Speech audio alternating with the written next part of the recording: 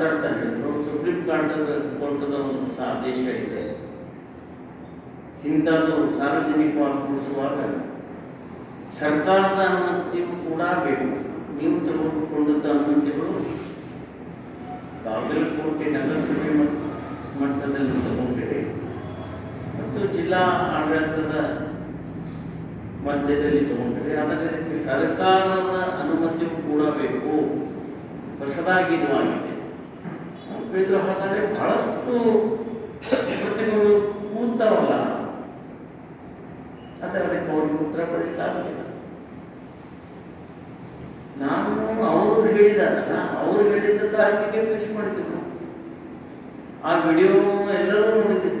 ನಾನು 26ನೇ ತಾರೀಕಿಗೆ ಬರಬೇಕು ಅಂತ ಆಹ್ವಾನ ಮಾಡಿದಾಗೆಲ್ಲ 26 ಬರೋಕ್ಕಾಗಲ್ಲ, 25ನೇ ತಾರೀಕಿಗೆ ಬರ್ತೀವಿ ಅಂತ ಅವ್ರು ಒಪ್ಕೊಂಡು, ಮತ್ತು ಅವತ್ತೇ ಅವ್ರು ಹೇಳಬೇಕಾಗಿತ್ತು. ಅದ್ರ ನಂತರ ಮತ್ತೆ ಬೇಕಾದಷ್ಟೇ ನಾವು ಕೊಡಿದ್ವಿ. ದೇವರಾಜೋತ್ಸವ ಕಾರ್ಯಕ್ರಮದಲ್ಲಿ ಶಾಸಕರ ಮಧ್ಯದಲ್ಲಿ 1 ತಾಸು ಕೊಡ್ತೇವೆ. ಅವತ್ತು ಅವರು ಏನು ಮಾತಾಡಲಿಲ್ಲ.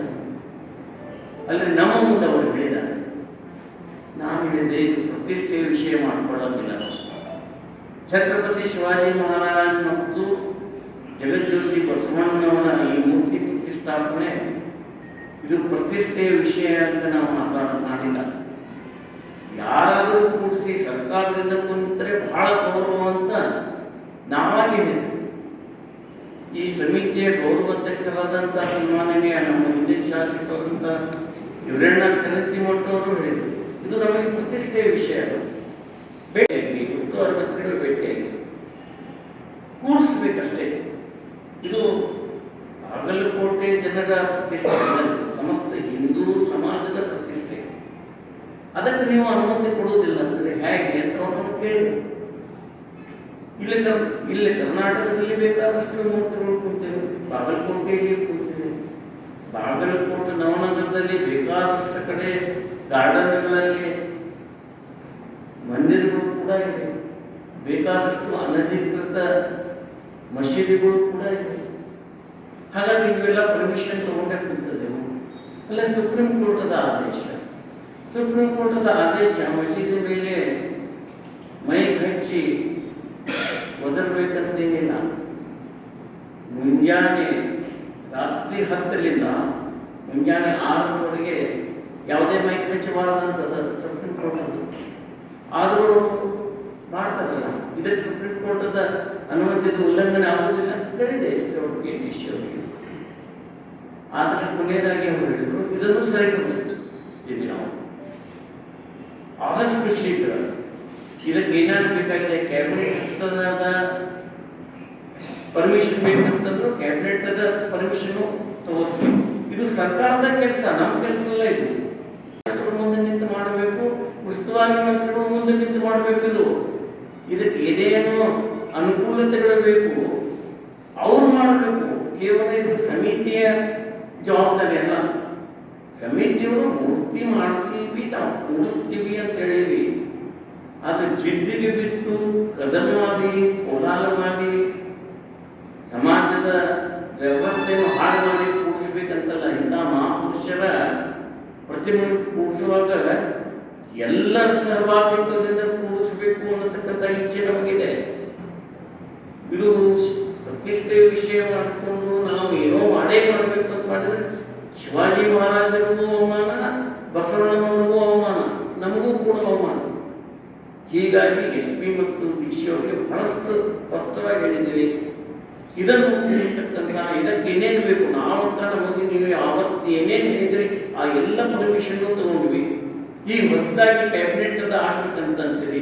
ಹಾಗಾದರೆ ಉಸ್ತುವಾರಿ ಮಂತ್ರಿಗಳಿಗೆ ಹೇಳಿ, ಶಾಸಕರಿಗೆ ಹೇಳಿ, ಅವ್ರ ಜವಾಬ್ದಾರಿ ಅದು ಅವ್ರು ಮಾಡಿಸ್ಬೇಕಾಗ್ತದೆ. ನೀವು ಮುಂದೆ ಎಲ್ಲ ನಾವು ಅವ್ರ ಜೊತೆ ಮಾತಾಡಿದ್ವಿ, ಅವರು ಒಪ್ಕೊಂಡಿದ್ದಾರೆ. ಅದನ್ನು ಕ್ಯಾಬಿನೆಟ್ನಲ್ಲಿ ಪರ್ಮಿಷನ್ ತಗೊಂಡು ವಿಶೇಷವಾದಂತಹ ಅನುಮತಿ ತಗೊಂಡು ಕೂಡಿಸ್ತಕ್ಕಂಥ ಪ್ರಯತ್ನ ನಾವು ಮಾಡ್ತೀವಿ ಅಂತ SP ಮತ್ತು DC ಅವರು ಹೇಳಿದ್ದಾರೆ. ನಾನು ಕೇಳಿದೆ, ಯಾವಾಗ ಅಂತಂದರೆ ಬಹಳ ಕಾಲಮಿತಿ ದೂರ ಹೋಗುವಂಗಿಲ್ಲ, ಎಷ್ಟು ಶೀಘ್ರ ಆಗ್ತದೆ ಅಷ್ಟು.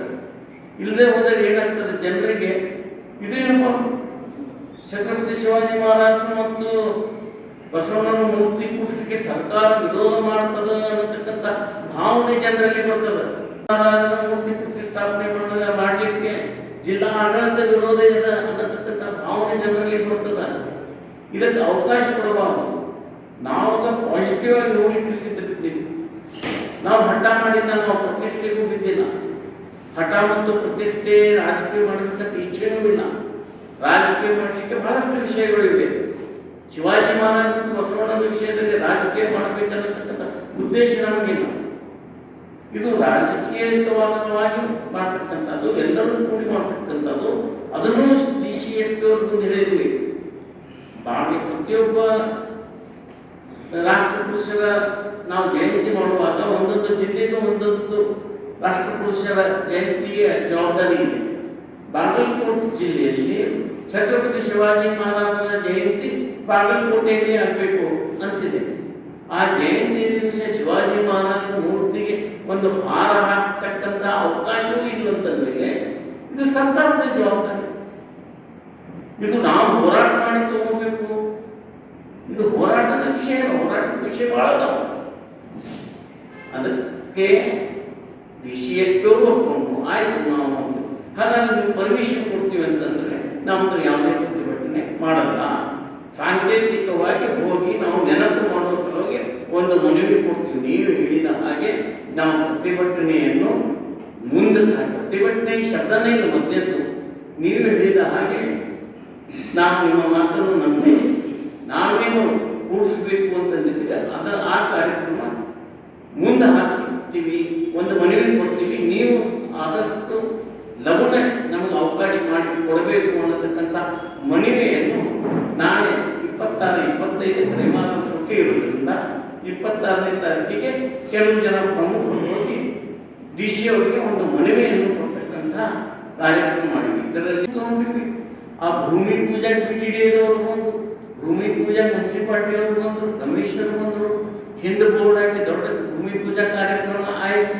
ಅದರ ನಂತರ ಅದು ಕೂಡಿಸ್ಲಿಕ್ಕೆ ಏನೇನು ಸ್ತಂಭಗಳು ಮಾಡಬೇಕಾಯ್ತು, ಆ ವ್ಯವಸ್ಥೆನೂ ಎಲ್ಲ ಆಯಿತು ಅಂದ್ಮೇಲೆ ಮತ್ತೆ ಪರ್ಮಿಷನ್ ಬೇಕು ಅಂತ ಅನಿಸ್ಲೇ ಇಲ್ಲ ನಮಗೂ, ಮತ್ತು ಅವರು ಅವತ್ತು ಯಾರೂ ಹೇಳಿಲ್ಲ. ಹೀಗಾಗಿ ಈಗ ಹೊಸದಾಗಿ ಹುಟ್ಟು ಮತ್ತು ಉಸ್ತುವಾರಿ ಮಂತ್ರಿಗಳು ಒಮ್ಮೆ ಹೇಳಿಲ್ಲ ನನಗೆ, ಇಲ್ಲ ನಾನು ಮಾಡಲಿಕ್ಕೆ ನಾನು ಬರಲ್ಲ ಅಂತ ಹೇಳಿಲ್ಲ. ಅವರು ಒಪ್ಕೊಂಡ್ಬಿಟ್ರು. ಮತ್ತು ಅವ್ರಿಗೂ ಒಪ್ಕೊಂಡ ಮೇಲೆ ಇದು ಸುಸೂತ್ರವಾಗಿ ಎಲ್ಲವೂ ಸರಿ ಇದೆ ಅಂತ ಸಹಜವಾಗಿ ನಾವೆಲ್ಲ ತಿಳ್ಕೊಂಡಿವಿ. ಈಗ ಹೊಸದಾಗಿ ಕೆಲವೊಂದು ಸುಪ್ರೀಂ ಕೋರ್ಟ್ದ ಆರ್ಡರ್, ಹಂಗೆ ಸುಪ್ರೀಂ ಕೋರ್ಟ್ದ ಆರ್ಡರ್ ಭಾಳ ಅದಾವ. ಭಾಳ ನಾಯಕರು ಭಾಳ ದುರ್ಬಿನ ಹಂಚಿ ನೋಡ್ಲಿಕ್ಕೆ ಆಗೋದಿಲ್ಲ. ಇದು ಸಮಾಜಕ್ಕೆ ಏನಾದರೂ ಗೊಂದಲ ಆಗ್ತಕ್ಕಂಥದ್ದಿದ್ದರೆ ಎಲ್ಲ ಕಾನೂನು ಕಾಯ್ದೆಗಳನ್ನು ನೋಡಿ. ಇದಕ್ಕೆ ಯಾರು ಇದು ಬಾಗಲಕೋಟೆ ಜಿಲ್ಲೆಯ ಗೌರವದ ವಿಷಯ. ಮತ್ತು ಯಾರು ಪ್ರತಿಷ್ಠಾಪನೆ ಮಾಡ್ತೀರಿ ಅವರ ಸುದೈವ ಇದು, ಅವ್ರಿಗೆ ಒಂದು ಒಳ್ಳೆಯ ಅವಕಾಶ ಇದು.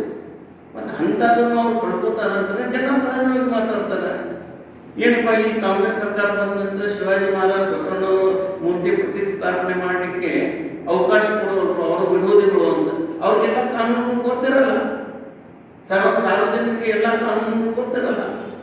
ಎಲ್ಲರೂ ಮಾತಾಡ್ತಾರೆ, ಕೂಡಿಸ್ತೀನಿ ಅಂತಂದ್ರು ಕೂಡಿಸ್ಲಿಕ್ಕೆ ಕೊಡಲಿಲ್ಲ, ಕೂಡಿಸ್ಲಿಕ್ಕೆ ಬರ್ತೀನಿ ಅಂತಂದ್ರು ಬರಲಿಲ್ಲ. ಹೀಗಾಗಿ ಜನ ಅವ್ರ ವಿರೋಧವಾಗಿ ಮಾತಾಡ್ತಾರೆ. ಇದಕ್ಕೆ ಅವಕಾಶ ಕೊಡಬೇಡ್ರಿ.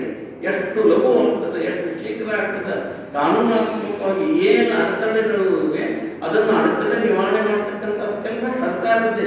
ಸರ್ಕಾರದ ಜಿಲ್ಲಾ ಆಡಳಿತ ಇಲ್ಲಿ ಉಸ್ತುವಾರಿ ಮಂತ್ರಿಗಳು, ಇಲ್ಲಿಯ ಶಾಸಕರು, ಇವರೇ ಇದಕ್ಕೆ ಅವಕಾಶ ಮಾಡಿಕೊಡ್ಬೇಕು ಅನ್ನತಕ್ಕಂಥ ಒತ್ತಾಯವನ್ನು ಮಾಡ್ತೇವೆ. ಕೊಡುವು ಅಂತಂದರೆ ಏನು, ಯಾಕೆ ಕೊಡ್ಬೇಕಂತೀವಿ? ಅವರೇ ಸ್ವತಃ SPD ಅಂತ ಎಷ್ಟು ಶೀಘ್ರ ಆಗ್ತದೆ ಅದನ್ನು ನಾವು ನಮಗೂ ಅರ್ಥ ಆಗ್ತದೆ. ಅವರು ಇದನ್ನು ವಿರೋಧಿ ಹೇಳಿಲ್ಲ.